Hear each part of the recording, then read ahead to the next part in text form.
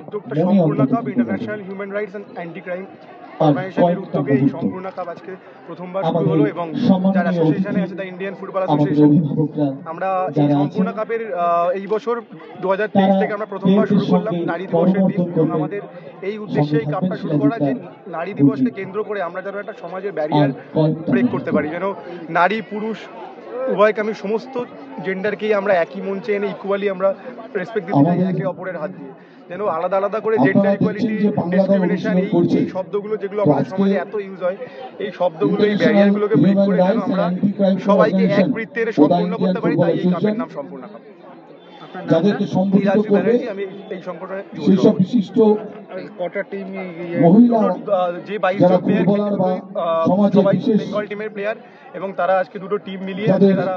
105 জনের একটা আমাদের সমাজকে অনেক হবে, এবং তারা নারী দিবসের দিন এই উত্তরে আমাদের জন্য যে খেলছে এবং এই দিনটাকে সেলিব্রেট করছে, এর জন্য অনেক অনেক কৃতজ্ঞ আমরা ওদের কাছে। For more such type of videos, do not forget to like, comment and subscribe to the channel Neeladri Banerjee. Thank you for watching.